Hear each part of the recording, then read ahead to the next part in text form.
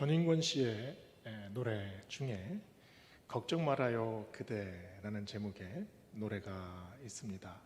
나중에 이적이라는 가수가 리메이크를 해서 굉장한 인기를 끌었던 노래죠. 저는 가끔 그 노래 소리를 들을 때 이 노래를 아내 앞에서 언젠가 한번 해줘야겠다 이런 생각을 하곤 했습니다. 이 노래 말이 참 어떨 때 힘든 우리에게 위로가 되는 것 같습니다. 그대여 아무 걱정하지 말아요. 우리 함께 노래합시다. 그대 아픈 기억들 모두 그대 가슴 깊이 묻어버리고 지나간 것은 지나간 대로 그런 의미가 있죠. 떠난 이에게 노래하세요. 후회 없이 사랑했노라 말해요. 새로운 꿈을 꾸겠다고 말해요. 잔잔하게 시작되는 멜로디가 노래 중간을 넘어져서 아주 격정적으로 변합니다. 그런데 이 노래의 강점이 어디 있을까요? 이 노래의 강점은 위로를 한다고 그냥 단순히 어깨를 다독거리는 것에 그치지 않습니다. 그리고 위로가 힘든 상황에서 벗어납시다 아니면 탈출합시다의 의미가 아닙니다. 오히려 이 고통 속에 의미가 있습니다 라고 노래해요. 그러면서 이 아픈 상처를 가진 바로 이곳에서 다시 희망을 가지고 희망을 노래하는 것을 보게 됩니다. 정신없이 살아가는 우리의 인생을 한번 보세요. 우리의 삶이 언제 반짝 빛납니까? 정말 진실 어린 위로를 받을 때 우리의 인생이 반짝 빛납니다. 힘든 하루 일과를 마치고 집에 왔는데 아내가 아주 시원한 물 한 잔을 갖다 줍니다. 얼마나 위로가 됩니까? 아내에게 따뜻한 말 한마디를 해줬을 때 그 아내가 아주 힘든 상황을 이겨나갈 수 있는 힘이 되지요. 우리 모두는 위로가 필요합니다. 위로가 필요 없는 사람은 이 세상에 한 사람도 없습니다. 아무리 강한 사람도 위로가 필요하고요. 아무리 지위가 높은 사람도 위로가 필요합니다. 우리는 사실 상실의 시대를 살고 있지 않습니까? 많은 것을 가졌습니다. 불과 50년 전에 살던 사람들이 누리지 못한 것들을 우리가 다 누리고 있습니다. 전혀 그때 살던 사람들이 맛보지 못한 것을 우리가 지금 맛보고 살고요. 그때 살던 사람들이 전혀 상상하지도 못하고 구경하지도 못했던 것을 우리는 누리며 살고 있습니다. 그러나 우리가 50년 전에 살던 그 사람들보다 행복하게 살고 있습니까? 밤이 늦도록 마음이 맞는 친구와 깊은 대화를 언제 나눠보셨습니까? 자녀들을 다 모아놓고 방 안에서 아주 깔깔대고 웃으면서 이야기 꽃을 피운 적은 또 언제였습니까?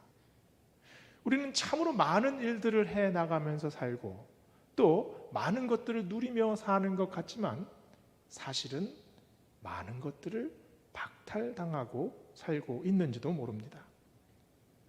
내용원의 따뜻한 날들이라는 책에서 포리스터 카티라는 분이 문상 비둘기에 대한 얘기를 합니다. 이게 인디언들 사이에 이 문상 비둘기가 있다고 하는 얘기예요. 세상 천지에 아무도 기억하지 못하는 죽음이 있습니다. 한 사람이 죽었는데 이 사람이 죽었는지를 아무도 기억하지 못해요. 그때 문상 비둘기가 와서 그 집 앞에서 울어준다는 거죠. 내 마음은 막 찢어지고 눈물이 나는데 그 눈물을 아무도 이해해 주지 못해요. 그래서 홀로 괴롭게 지냅니다. 그때 어디서 왔는지 모르는 문상비둘기가 와서 그 집 앞에서 구구구구 하고 울어준다는 겁니다. 참 저는 이 이야기를 들으면서 이런 생각을 했습니다. 정말 문상비둘기가 있을 것인가? 인디언들이 왜 문상비둘기에 대한 이야기를 하겠습니까?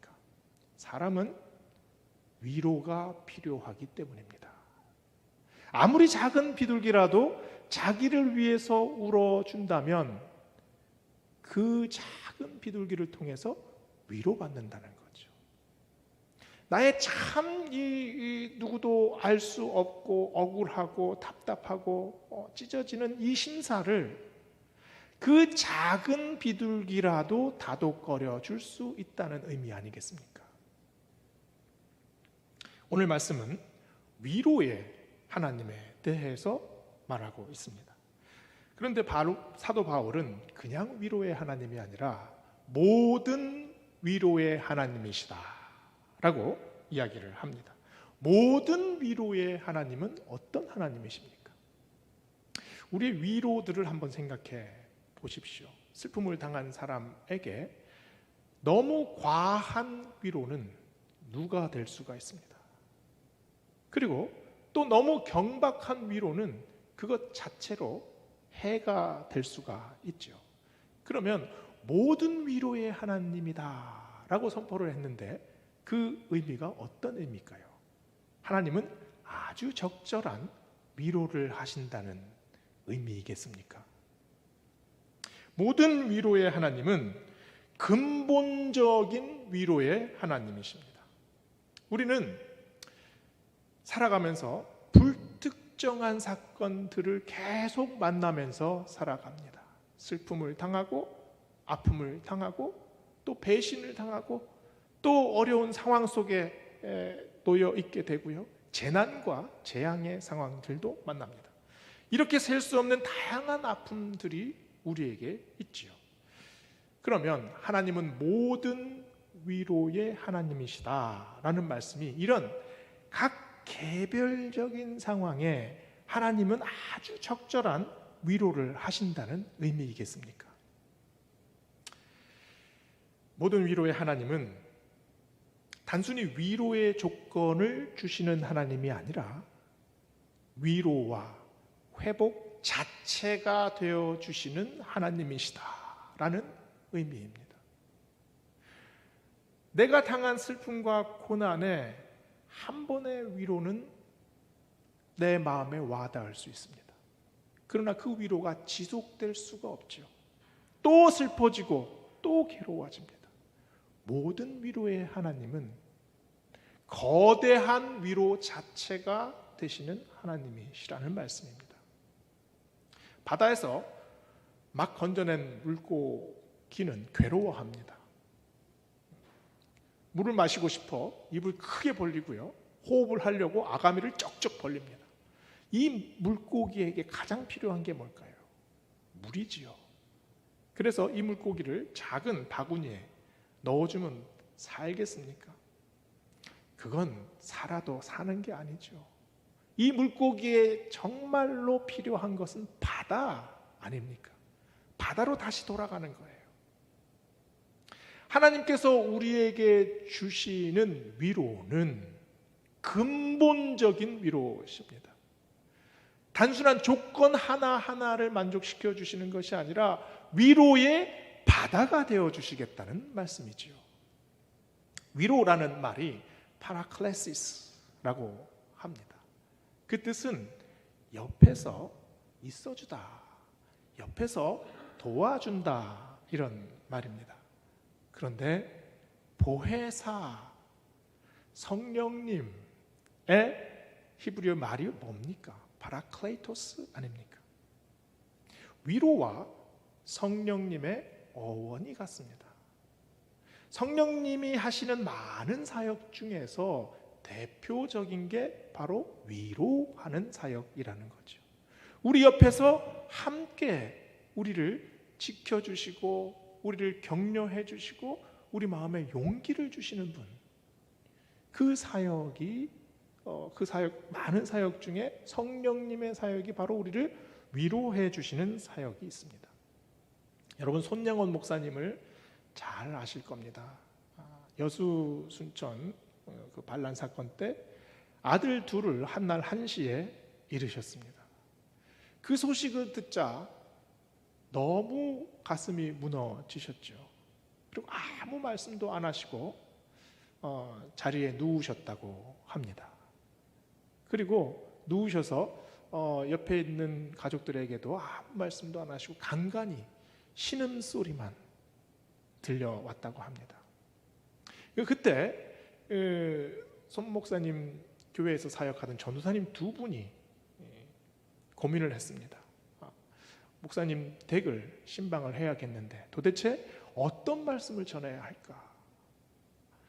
이 엄청난 슬픔, 이 엄청난 아픔 앞에서 도대체 어떤 설교를 해야겠습니까? 전도사님 2분이 신방을 가야 할까 말아야 할까 아주 고민이 되었습니다.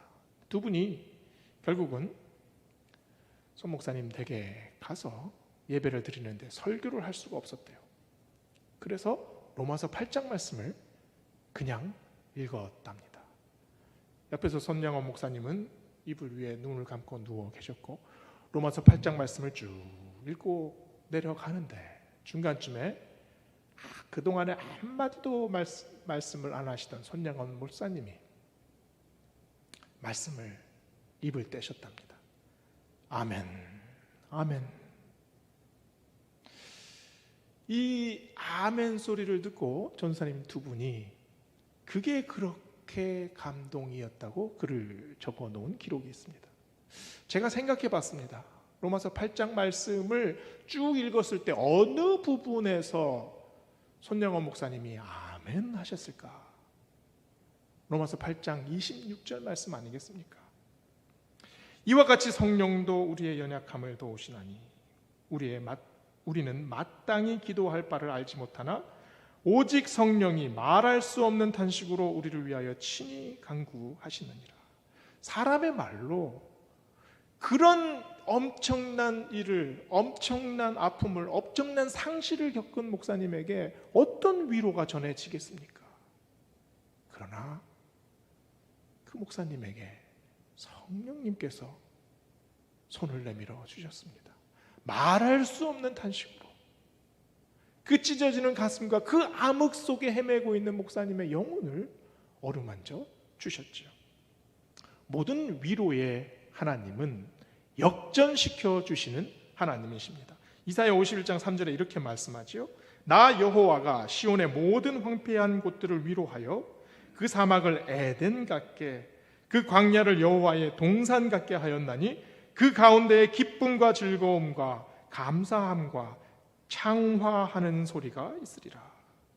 황폐화된 내 마음이 있습니다.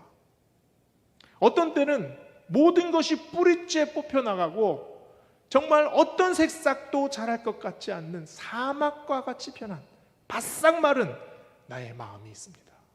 그런데 그 마음에 하나님께서 은혜를 부어주십니다. 그 마음을 사막과 같은 곳을 에덴 동산처럼 만들어 주신다고 말씀하십니다. 그곳에 시내가 흐르고 꽃이 피고 새롭게 완전히 변하게 만들어 주시겠다고 말씀하십니다. 그곳이 어디겠습니까? 그곳이 바로 우리의 마음입니다. 우리의 마음을 하나님께서 그렇게 변화시켜 주시겠다고 말씀하십니다. 그게 어떻게 가능할까요? 우리는 환난과 고통, 슬픔과 절망, 그리고 소망을 분리해서 생각합니다. 우리가 환난에 휩싸여 있을 때, 우리가 절망에 있을 때, 이 환난과 절망이 끝나고 나면 그 다음에 소망이 찾아오겠구나 생각합니다. 그 다음에 뭔가 회복이 되겠구나 생각합니다. 그러나 로마서 5장 3절 4절 말씀을 보세요. 우리가 환난 중에도 즐거워하나니 이는 환난은 인내를, 인내는 연단을, 연단을 소망을 이루는 줄을 알미로다. 환난과 인내와 연단과 소망은 따로 분리되어 있지 않습니다. 환난 가운데에서도 소망이 깃듭니다. 참으로 힘들고 어렵게 인내하는 중에도 그 안에 하나님께서 부어주시는 은혜가 있습니다. 환난 중에도 하나님을 발견할 수 있고, 참으로 곤란한 중에도 그 속에 하나님께서 부어주시는 메시지가 있습니다. 해밍웨이가 쓴 노인과 바다라는 소설을 아시죠? 이 노인과 바다라는 이 소설을 딱 두 문장으로 요약할 수 있습니다. 한 노인이 바다에 가서 거대한 물고기를 낚았다. 그러나 그것을 모두 바다에 빼앗기고 홀로 돌아왔다. 어쩌면 노인과 바다라는 소설은 이 단 두 문장으로 요약할 수 있습니다. 이 노인이 바다에 가서 얼마나 많은 고생을 합니까? 그 큰 청새치를 정말 잡았는데 그 청새치를 상어가 와서 다 그냥 뜯어 먹습니다. 나중에 작은 조각배에 그 청새치 뼈다귀만 묶어가지고 돌아오지 않습니까? 노인과 바다라는 소설은 어쩌면 극한 허물을 얘기하고 있는 것 같습니다. 그러나 이 소설이 허물을 얘기를 하고 있습니까? 그렇지 않잖아요. 노인이 바다로 날아가는 시작과 돌아오는 끝, 이 사이에 있는 수없이 많은 이야기들이 있습니다. 우리의 삶은 태어나는 것에서 죽는 것, 태어나서 바로 죽는 것으로 이어집니까? 그렇지 않습니다. 우리의 삶과 죽음 사이에는 수없이 많은 사건들이 있지요.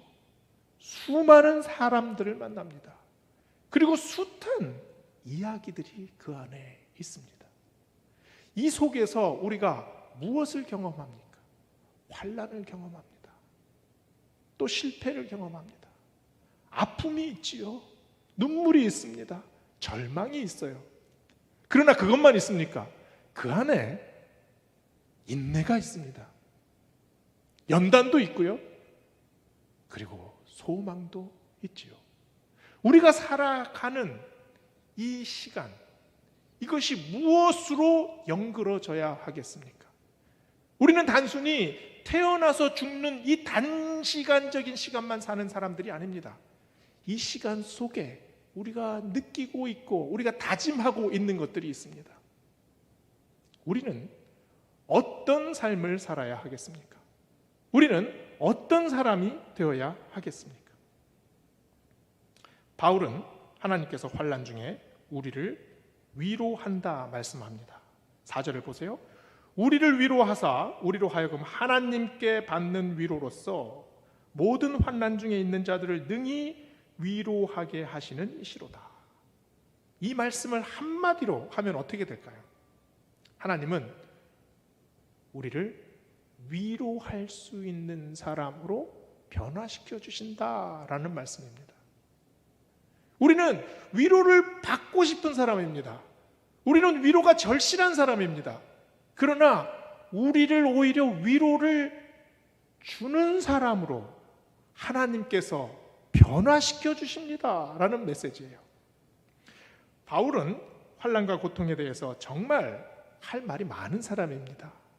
그는 40에서 한 대가 경감된 39대의 곤장을 5차례나 맞았습니다. 3번의 파선을 경험했고요. 루스드라에서는 복음을 전한다고 온 동네 사람들에게 돌을 맞아가지고 거의 죽었습니다. 죽을 뻔한 경험을 한 사람이죠. 빌립보에서는 귀신 들린 사람을 고쳐줬다가 오히려 감옥에 갇힙니다. 엄청난 구타를 당하잖아요. 사경에서 헤매던 일이 한두 번이 아니었습니다. 그런데 이 모든 곤란과 환란이 바울이 잘못을 해서 그렇게 된 건가요? 아니지 않습니까? 바울은 복음을 전하다가 이 모든 환란을 당합니다. 그런데 바울이 이것 때문에 불평합니까? 전혀 불평하지 않죠. 내가 부득불 자랑할진대 내가 약한 것을 자랑하노라. 바울은 오히려 자기의 약한 것을 자랑합니다. 그리고 내가 이 환란을 받은 것이 오늘 고린도후서 말씀을 보면 오히려 유익이 된다라고 말을 합니다. 내가 고통 속에 있는 것이 오히려 약이 된다라고 말씀을 하고 있어요. 이게 도대체 무슨 말입니까? 내가 고통받으나 그 고통이 나에게 그냥 머물지 않습니다 라는 고백이지 않습니까? 내가 고통받습니다. 그러나 이 고통이 나만 위로하는 것이 아니라 이 위로를 통해서 하나님께서 나를 일으켜 세워주십니다. 왜 일으켜 세워주십니까? 나를 통해서 다른 고통받는 사람들 하나하나에게 위로가 되게 하시기 위함입니다. 나의 고통은 그래서 유익이 됩니다. 나의 고통은 그래서 헛된 것이 아닙니다. 이게 사도 바울의 고백입니다. 고통은 겪어본 사람만 압니다. 그 고통을 겪어보지 않은 사람은 그 고통의 강도와 그 어려움이 어느 정도인지 짐작하지 못하죠. 제가 아는 권사님 중에 한 분은 길을 가다가 앰뷸런스가 사이렌 소리를 왱왱왱 울리면서 지나가면 그 자리에 서서 기도하신답니다. 왜냐하면 자기도 그 앰뷸런스를 타고 응급실에 간 경험이 있기 때문이죠. 그 앰뷸런스 안에서 사경을 헤맸던 기억이 있기 때문이죠. 그래서 앰뷸런스가 휙 하고 지나가는 것 같지만 그 안에 탄 사람이 지금 어떤 상황일지가 마음으로 전해지는 것 아니겠습니까? 고통을 아는 사람은 다른 사람을 더 깊이 이해합니다. 더 많이 공감하지요. 그리고 더 따뜻하게 품을 수 있습니다. 그러나 위로의 하나님의 능력은 여기서 그치지 않습니다. 단순히 나에게 위로해 주시는 데서만 그치시는 것이 아니라 나를 사용하기를 원하십니다. 나를 쓰기를 원하시는 거예요. 오히려 이 고통과 아픔을 통해서 나를 더 단련시키는 것이 하나님의 목적입니다. 오늘 말씀의 핵심이 여기 있잖아요. 우리가 믿는 이 믿음의 강점이 여기서 드러납니다. 환난은 나를 쓰러뜨리지 못합니다. 환난은 나를 침몰시키지 못합니다. 오히려 내 안에서 연단하게 만들어 주십니다. 5절 말씀을 보세요. 5절 말씀은 바울이 위로의 사람이 될 수 있는 원천에 대해서 얘기하고 있습니다. 그리스도의 고난이 우리에게 넘친 것 같이 우리가 받는 위로도 그리스도로 말미암아 넘치는도다. 그리스도의 고난이 내 안에서 넘쳤다고 사도 바울은 고백합니다. 이 말이 무슨 말이겠습니까? 사도 바울이 복음을 전하면서 받는 고통과 억압과 박해와 환난과 고통은 이것 자체가 예수 그리스도와 연결되어 있다는 고백입니다. 내가 걷고 있는 이 길에서 받는 고통과 억압과 이 어려움들은 십자가의 길을 걷기 때문에 받게 되는 고통이라는 고백입니다. 그래서 이 고백은 나 혼자 받는 것이 아니라 예수 그리스도와 함께 받는 고난이라고 사도 바울은 이야기하고 있습니다. 그래서 내가 지금 고통받지만 그 고통은 반감됩니다. 고통이 그렇게 큰 고통으로 여겨지지 않는 겁니다. 왜 그렇습니까? 이 길은 내가 가는 길이 아니라 십자가의 길이기 때문입니다. 믿음으로 걷는 길이고 말씀대로 살려고 발버둥치는 길이기 때문입니다. 그래서 내가 받는 고통이 오히려 새롭게 해석이 되는 거죠. 이 환난을 완전히 다르게 받아들이게 되는 거죠. 이것이 위로의 하나님의 능력입니다. 유도에는 업어치기 기술이 있습니다. 그런데 이 업어치기 기술을 아무 때나 사용할 수 없습니다. 언제 사용합니까? 반드시 상대방이 나에게 먼저 공격해 와야 합니다. 가만히 서 있는 상대방을 업어치기 하기란 너무 힘이 듭니다. 그러나 그 상대방이 나에게 기술을 걸려고 들어올 때 그 힘을 역이용해서 들어가는 게 업어치기 아닙니까? 환난은 언제나 우리를 공격해 옵니다. 우리의 마음을 사로잡으려고 하고 우리의 삶을 힘들게 하고 우리의 관계를 깨트리고 우리가 살아가는 목표를 흐지부지하게 만듭니다. 그러나 그때 우리에게는 하나님께서 함께 하시는 업어치기 기술이 있습니다. 하나님께서 위로해 주시고 그 위로를 통해서 우리가 더 강해집니다. 그리고 더 믿음의 사람이 됩니다. 바로 이 지점에 하나님의 은혜와 기적의 파노라마가 열리지 않습니까? 실패가 승리가 되고 좌절이 힘이 됩니다. 실패도 일을 하고 고난도 역할이 있습니다. 왜냐하면 하나님이 우리와 함께 하시기 때문입니다. 십자가를 보세요. 십자가는 얼마나 큰 실패입니까?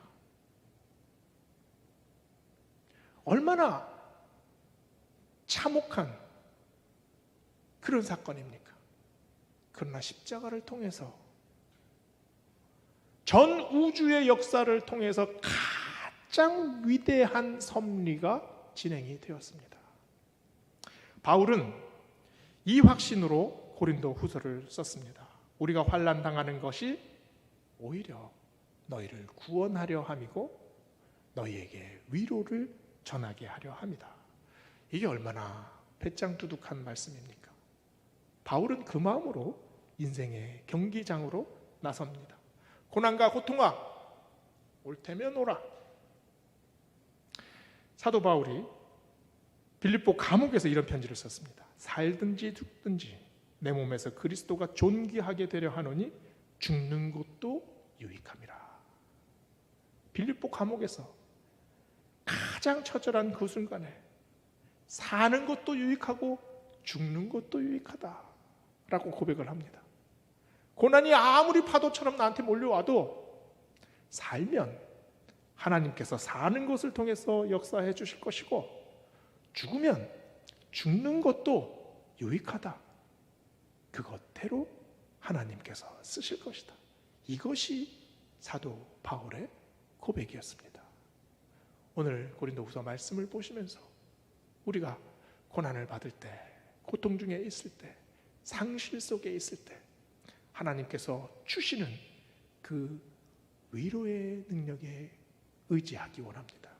그리고 단순히 나 혼자의 마음이 위로되는 것이 아니라 이 경험을 통해서 내가 하나님의 사람으로, 내가 위로의 사람으로, 내가 다른 사람을 하나님의 말씀으로 일으키는 사람으로 새롭게 세워지는 우리 모두가 되시기를 소원합니다. 기도하시겠습니다.